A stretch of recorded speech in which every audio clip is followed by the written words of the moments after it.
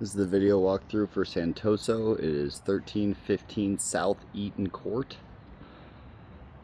Start off, this is old. I don't know what that is. It probably needs to be demoed out, but we have not investigated yet. We still need to add an exterior outlet.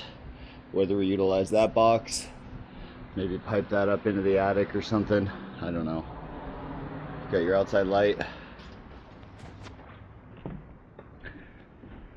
Here we got living room. This is just switched outlets. So you have your outside switch there. You got your switched outlets. We ran the 14.3 to all of them so we can make whichever one switched outlets we want.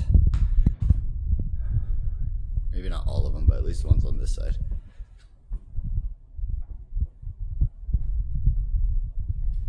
There's your three-way switch for the other side of the switched outlets. Went into the hallway. We have a hallway light right in the center there. Another one a little bit farther down. Here's your hallway three-way switch. Hallway outlet. Another hallway outlet.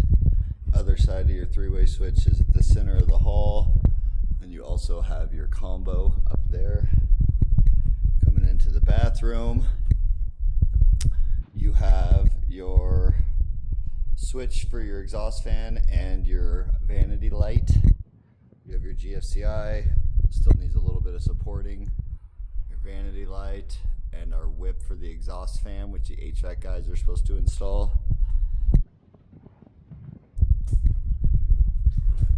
Coming into this bedroom, light switch for the fan, outlets around.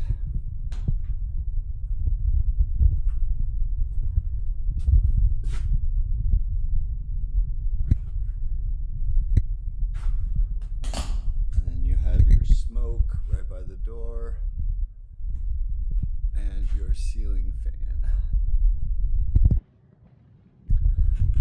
Coming into bedroom 2. You have your switch for your ceiling fan.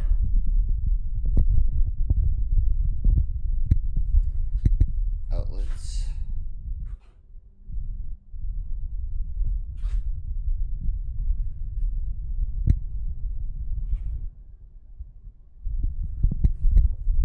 Coming into third bedroom, you have your switch here for the ceiling fan.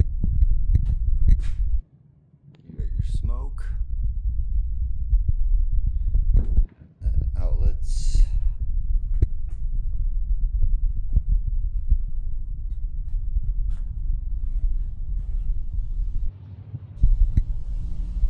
Coming into the bathroom, you have your two switches, exhaust fan and vanity, your GFCI, your vanity light, and your whip for your exhaust fan.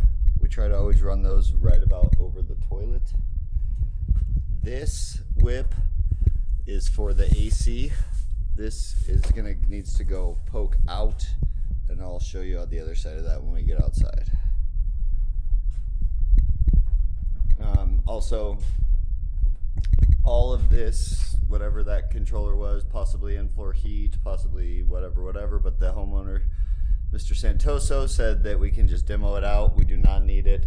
Looks like there's still a little bit of burnt up Romex down there.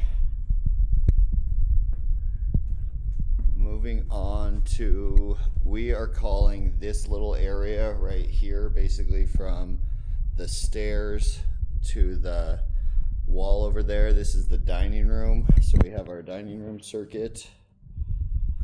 I think there's only 2 or 3 on that one. 3. And then here we have our switch for the outside light, which still needs to be poked out. That's right here. We have our 3-way switch for the dining room light, which is right there. Other side of that 3-way is over there, the 2-gang. And then we have our 4-way for our kitchen light. So the 3 locations are 1, 2, 3. And that is for that kitchen light. We still need to add the pendants over the island. Come in here, kitchen. We have our small appliance. We have our microwave, which is dedicated. This small appliance, the edge of the sink is this line right here. Yeah, the edge of the sink is this line right here. So we could not get within 24 inches going up at the higher height. So we had to do a horizontal. They will have to cut that into the backsplash. You have your dishwasher disposal sharing a circuit. Here's a switch for your sink light and your disposal. Sink light is just roughed in. We still need the can. And then we have above counter outlets around, and then we have our fridge there. This is also where the panel is on the other side. So we still have to rough in for the range on both this range and this is just a cooktop on this side, I believe. And then this is where the wall oven goes. I did not rough this in because the specs they gave me on the wall oven show the wall oven sticking out past this corner. I didn't know what they were going to do as far as building that wall out or whatever. We also have our small appliance circuit there for a kitchen outlet. We have quite a bit of 6.3 here and a roll of 14.2, 14.3, and some cut-in boxes. We'll talk about the cut-in boxes here in a second. We have the 3-way switch for the stairs, which is not roughed in yet, going downstairs. We have outside and the other side of the kitchen 3-way. Okay, now this room is a little funky. I cut in new switches, so we have power coming in. You have your main switch leg, which is going to run the lights over there, and then you have your closet switch leg, which comes into here. That is all done. Got some patchwork. So all of these outlets in here were cut at the top when they popped the top of this house. So all of these need to be recut in. We're going to need shallow cut-in boxes, the ones that go off to the side. These are all going to need to be refished, but they are going to need to be shallow boxes because of the brick. So here's our switch leg for the lights, comes there. It needs to be connected to the other side yet.